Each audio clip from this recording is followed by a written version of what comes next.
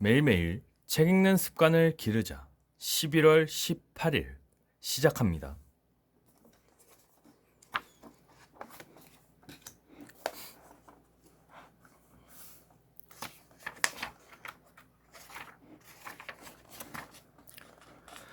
원칙 16.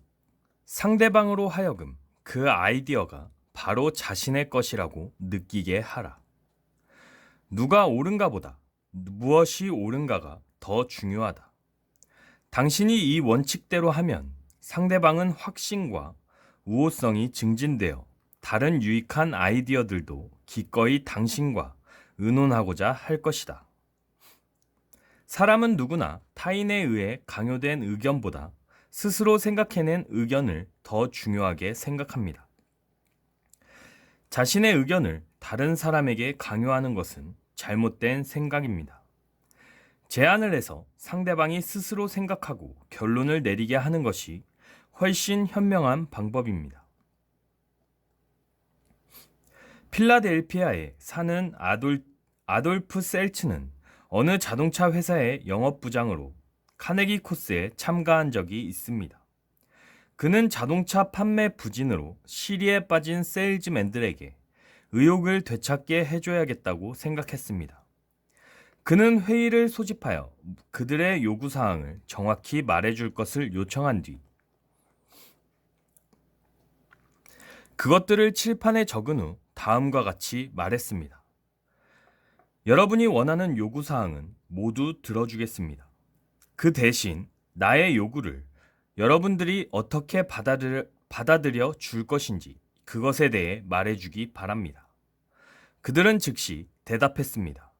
충성을 맹세하는 사람이 있는가 하면 정직, 솔선수범, 낙관주의, 팀워크 등을 약속한 이들도 있었습니다.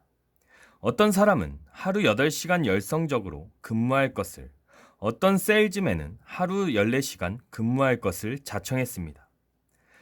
회의는 그들에게 새로운 용기와 의욕을 주었습니다. 그 후 영업 실적이 현저하게 늘었습니다. 그들은 나와 일종의 도전적인 거래를 한 셈이죠. 내가 그 계약을 성실히 실천하는 한 그들도 자신들의 약속을 지키려고 노력했습니다. 그들의 요구사항과 희망사항을 놓고 서로 의견을 받아들여 준 것이 영업 실적을 향상시킨 원동력이 되었습니다. 타인에게 강요를 당하고 있다거나 명령을 받고 있다는 느낌은 누구나 싫어합니다. 같은 일을 하더라도 자기의 생각에 따라 행동하는 것과 명령을 받아서 하는 것은 엄청난 차이가 있습니다.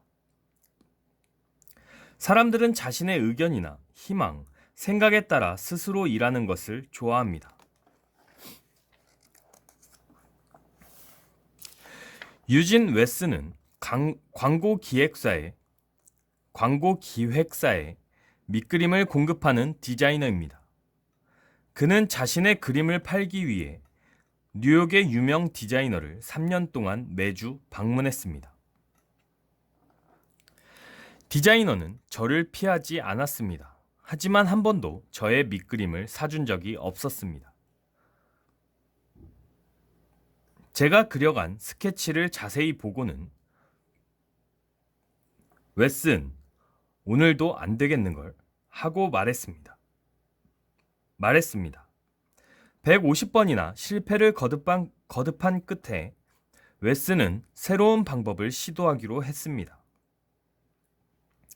결국 인간의 행동에 영향을 미치는 방법에 대한 카네기 강좌에 참가하여 새로운 방법을 배우게 되었습니다.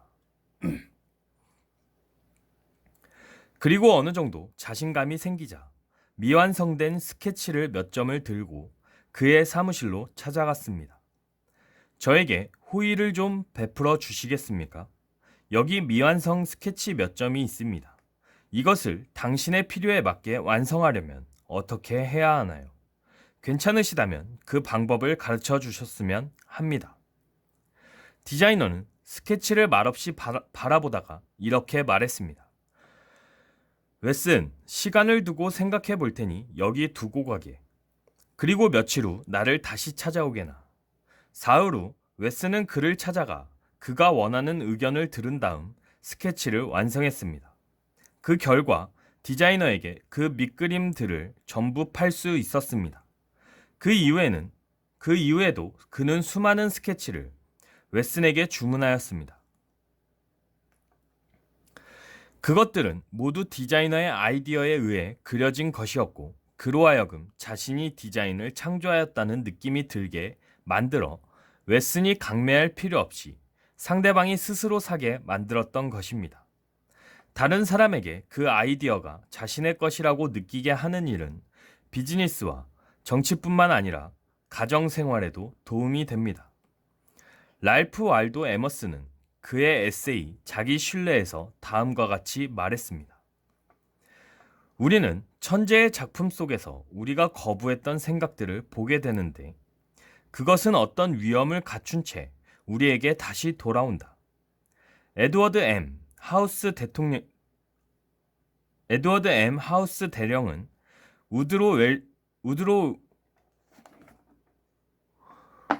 윌슨 대통령 재임 중 국내외 문제에 막대한 영향력을 행사한 인물입니다. 윌슨 대통령은 중대한 문제에 대해서는 강요들보다 하우스 대령에게 자문을 구하는 경우가 많았습니다. 하우스 대령은 어떤 방법으로 윌슨 대통령의 신뢰를 얻었을까요? 세터데이 이브닝 포스트 지는 다음과 같이 하우스 대령의 말을 인용하여 그의 비결을 보여주었습니다. 나는 아주 우연한 기회에 내 생각을 대통령에게 아주 효과적으로 전달할 수 있는 최상의 방법을 알게 되었습니다. 그것은 제 생각을 대수롭지 않게 이야기하면서 그 아이디어가 대통령 스스로 생각해낸 것처럼 만드는 것입니다. 어느 날 백악관으로 찾아가 어떤 문제에 관해 대통령께 건의를 드렸는데 저의 의견에 반대하는 눈치였습니다.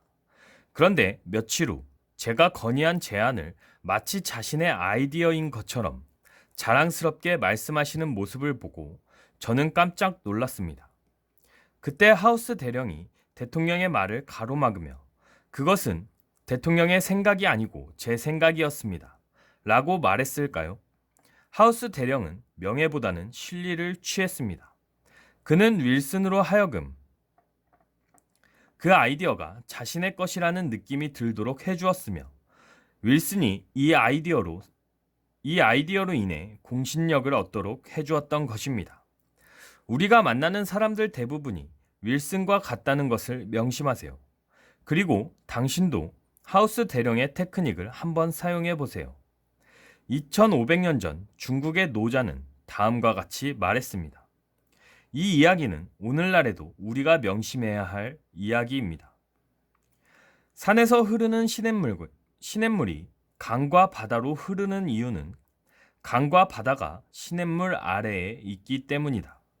이것이 모든 시냇물을 지배할 수 있는 방법이다. 마찬가지로 다른 사람의 위에 있기를 바라는 사람은 자신을 그 아래에 있게 하고 다른 사람 앞에 서고자 하는 사람은 그 사람 뒤에 서야 하는 법이다.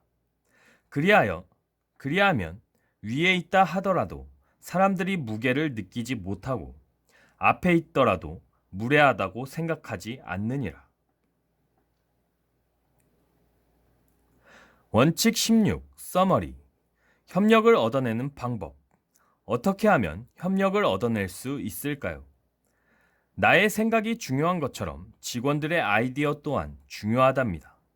상대방이 스스로 아이디어를 생각해낸 것처럼 느끼게 해주세요.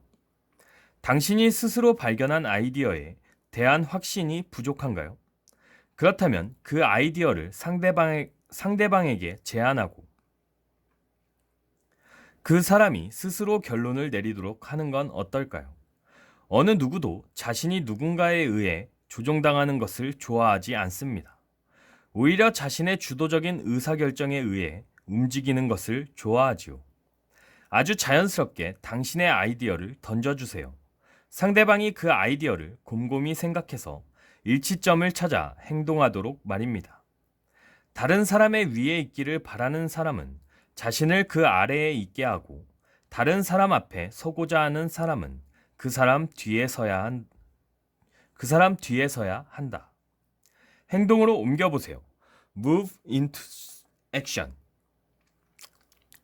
매월 16일에는 반짝반짝 좋은 아이디어가 생각나면 즉시 메모지에 기록해 두세요. 아이디어는 순간적으로 떠오르기 때문에 메모를 습관적으로 하지 않으면 잊어버리게 됩니다. 타인의 아이디어 또한 상대방이 스스로 그 아이디어를 낸 것처럼 느끼게 만든다면 상대방의 자발적인 협력을 얻을 수 있답니다. 다음 중 이 원칙을 따르기 위해 당신에게 필요한 사항이 무엇인지 생각해 보세요. 1. 무슨 일을 시켜야 한다면 상대방에게 지시하는 것을 멈추세요. 2. 어떤 일에 대한 좋은 성과를 원한다면 나의 생각을 중요시하는 편입니까? 아니면 상대방과 아이디어를 공유하기를 원하십니까? 상대방으로 하여금 아이디어를 스스로 생각해낸 것으로 느끼게 하라. 오늘은 여기까지 읽도록 하겠습니다.